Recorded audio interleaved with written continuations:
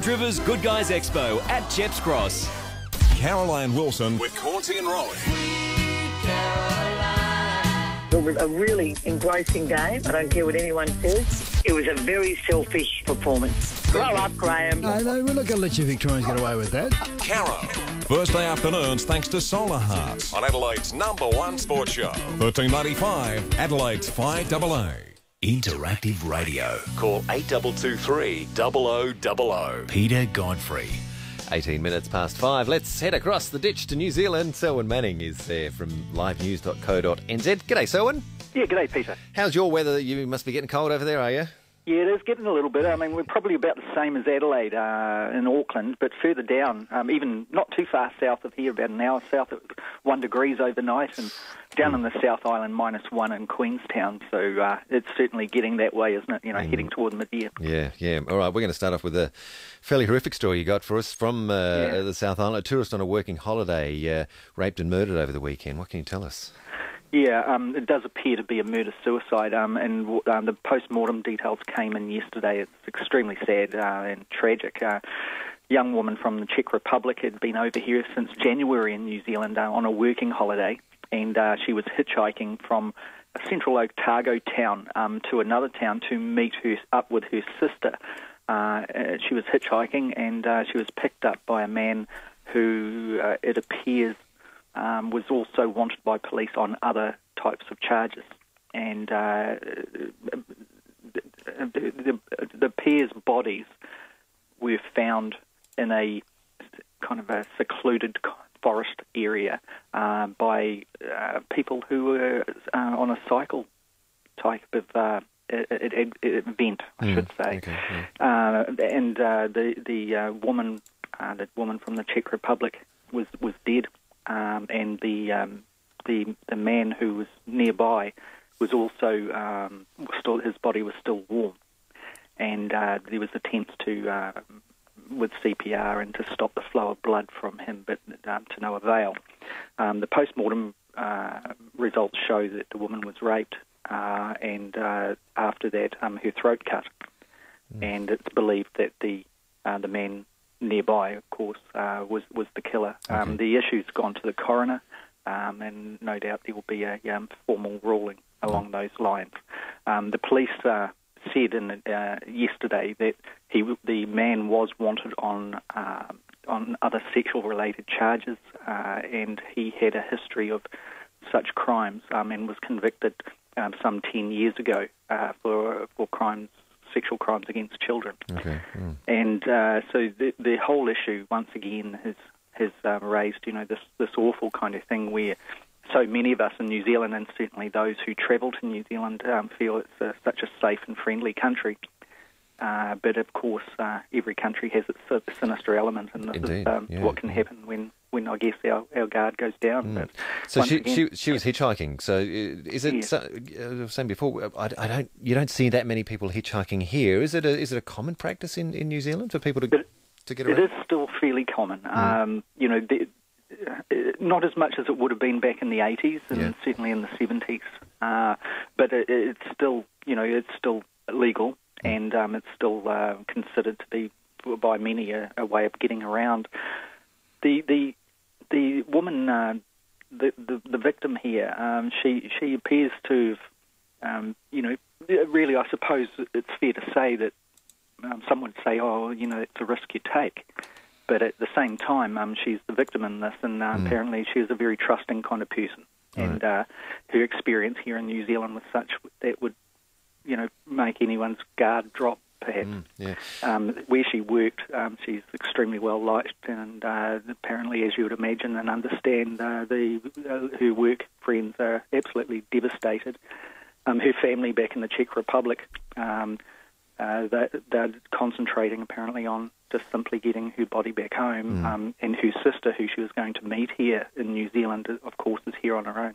Okay. Does her sister live there, or was she travelling too? Do you know? On travelling as well. Yes. Okay. Yes. Okay. And how long? Do you know? Is it known how long she'd been in the country? The woman that was murdered? since January. Okay. And once again on a working holiday on a vineyard in the Central Otago area. Terrible. So is there likely to be, a crackdown on hitchhiking or increased warnings to people not to hitchhike? Do you think that's an outcome? Yes, already we've seen a little bit of exposure of that. Not so much a message of do not do it, but to be very, very careful and be on your guard. There was considerable coverage of that last night on the television news of the risks that are taken and interviews with people who have been doing it for quite some time and some of their experiences and how they keep themselves safe. So those kind of tips are coming through, of assessing the situation as the car comes up to pick you up, etc., really at that before you get into the car, to try and ensure and make sure that you're satisfied that it's a safe driver and a safe environment for you to enter into, and also have getaway kind of tactics firmly in your mind once you're in there. Yeah. So all of those common sense kind of things, of course, in situations where it's things can get out of your control. You so easily, as in the case of this woman from the Czech Republic, things can go awry. There's also been, if you look back over the last 10 years, there's been a history of this type of thing happening as well. There have been several visitors to the country from overseas, predominantly young women from Europe, who have come to a similar end, all with different perpetrators. It's a grim reminder, really, that when travelling and enjoying yourself in another country, to also keep those common sense type of preventative kind of ideas in your mind should things go wrong. Yeah, she was assumably hitchhiking on her own, obviously. Yes, she was. Yeah, yes. yeah. The police said that just appears prior to her being picked up by this man, another car stopped and talked to her. But it was going in the opposite direction, so it's one of those sad things that, perhaps, these kind of circumstances, they pop up sometimes, don't they? And, she perhaps could have easily have been fine and safe, but that wasn't the case. The murder, if we can, it's got to go to the coroner, but it seems, fairly safe to say that it took place on Saturday evening, that she was picked up sometime between 3:30 and 4 in the afternoon. So it does appear that also from the police comments that she had been dead for a short time, though they're a bit vague on how long, before the man had inflicted a wound to his left wrist. And so those kind of details obviously will come out once the coroner concludes and investigates and concludes this case. All right. On to politics. We can't have a week without politics. An investigation into, now, is it Shane Jones? He was a former minister in the Helen Clark Labor government? Yes, it is. This is a legacy issue, this one, Peter, in the sense that while Shane Jones was a minister in the Helen Clark-led government back in 2008, so right at the end of it, he was not the Minister of Internal Affairs, but he was asked by the then Internal Affairs Minister to look into a claim or application for citizenship here from a Chinese national, and he did so and granted the man citizenship in New Zealand. Shane Jones said he did so against the advice of the ministry, but simply because on human rights grounds he felt that it was proper for him to grant citizenship. His fears were that information that he was provided with, that should the man have been returned or deported back to China, then he most likely would face charges there and also be at risk of receiving the death sentence. Now, Shane Jones said all of this last week when it was looked into a little bit more by his own party, under pressure from the national-led government and the Prime Minister themselves to basically front up on this issue a little bit more firmly. The Labour Party stood Shane Jones down from his front bench position pending the outcome of an inquiry. The Labour Party itself, its leader, David Shearer, had asked the Office of the Auditor General to look into the matter. Now, in behind all of this, Peter, there's And so I should say the Auditor General announced yesterday that he would do so. Now, in behind all of this, there are a lot of unanswered questions. One, it appeared that the Chinese national's true identity was then not really known, and also is still in doubt in some courts. Some courts say that, and also really what kind of association the man had with members of the Labour Party. The reason for that, the then Minister of Internal Affairs to pass this buck, if you like, to Shane Jones was that he claimed a conflict of interest, meaning that there was some sort of an association there.